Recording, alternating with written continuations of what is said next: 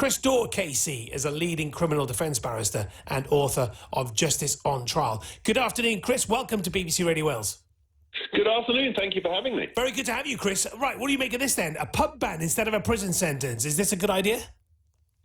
It depends. I think it depends on whether or not there is a crime that's been committed that's in some way linked to pubs or drinking. I think, you know, if you're talking about banning people from the pubs because they committed a fraud, which has got nothing to do with drinking or pubs, it doesn't make any sense. You've got to link whatever the sanction or the sentence is. It's got to in some way be linked to the way in which the person has committed a crime. Otherwise, it's just completely pointless.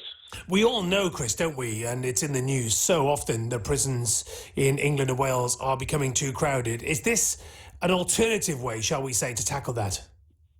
Well, it's clearly an alternative way to tackle the huge prison overcrowding problem, but the question is whether it's a sensible one, whether it achieves anything useful.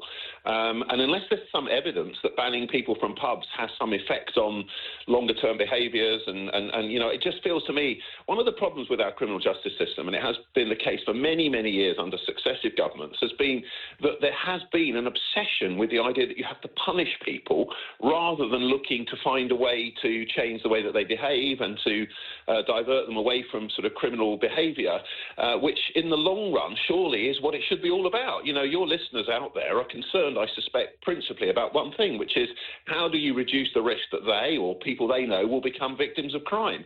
And banning people from pubs as an alternative to prison sounds like a wacky idea that someone has made up, in Parliament or government somewhere, but without any evidence that it actually will achieve anything. Chris, I just want to touch on this, and you've perfectly set up my next question in terms of the politics of this. I was talking to Vanessa Frake-Harris, retired prison governor, just before the news, and author, and I said to her, when was the last time, you know, a politician came into a prison when you were there, for example? And she said, oh, David Cameron, the then Prime Minister, came in and did one of his things there. They turn up, they do the thing, and then they go. And I said, oh, possibly it was the hug a hoodie idea. She said something like that.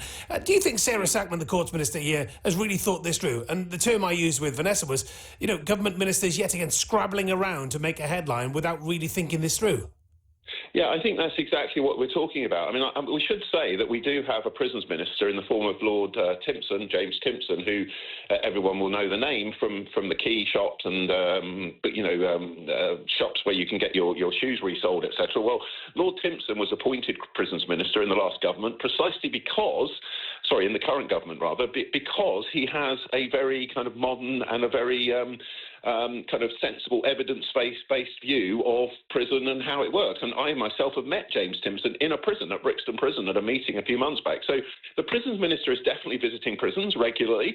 He has a good relationship with prison sort of staff and authorities, which is very unusual and hasn't happened in a long time. The big question is, will he be given the power by Keir Starmer and the Justice Secretary to actually make the sorts of reforms and changes that we need? And at the moment, the signs are that not much is happening within the prison system to do anything about the overcrowding, and equally, if not more importantly, to do anything about the fact that prison is the most successful way we've found to make sure that people commit crimes time and time again. You send someone to prison, the chances that they reoffend are astronomically higher than if you don't. And fundamentally, Chris, you know, look, we're looking at yet another, there's been another shooting in London, there's been a stabbing in the north of England, you know, it's constantly in the news. You know, you can understand why perhaps listeners are pretty frightened at the moment. Well, you can do, but you still have to remember that the murder, and particularly the murder of younger people, is extraordinarily rare. And the reason why that each of these cases, when it happens, gets so much publicity compared to, say, the USA, is because it's so rare in this country compared to the United States and various other places. So we do actually have a relatively low level of violent crime. It's been falling statistically for at least 30 years since I became a lawyer in the 90s. So I think it's really important that you have these sorts of debates and discussions on your show and more generally, because I think the public believes that sentences have been falling and that judges are getting softer and softer. The truth is that sentences have gone up and up and up over the last 30 years. Is that because some newspapers, some right-wing newspapers are constantly spinning these stories?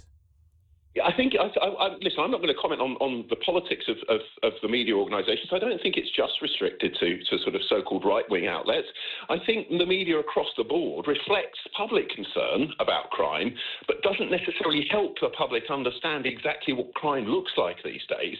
And in particular, don't help the public to understand what works in terms of reducing that crime rate. Because the only answer that politicians ever have, and this has been, as I say, the case under every government I can remember for over 30 years, the only answer is always to increase prison sentences. Let's get tough, let's have a crackdown.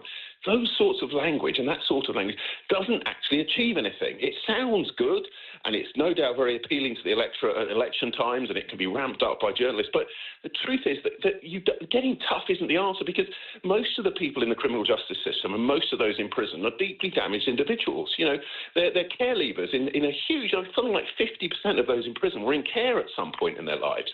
And I think when you realise that these underlying sort of deep-rooted social issues which lead to areas, hotspots of crime, you need to think of it as a social policy, as a policy in harm reduction, rather than looking to punish people and constantly increase sentences, because the record of doing that is very, very poor in terms of outcomes. Great to talk to you, Chris. Thank you very much indeed. Brilliant. Chris Daw KC, leading criminal defence barrister and author of Justice on Trial. So, do you agree with these proposals? You can call or WhatsApp 03700 100 110. You can also text the show 81012. And also, if you want to send us a voice note on WhatsApp, go on there, open it up, press record, send us a message. We'll do the rest. Thank you very much. This is George Ben.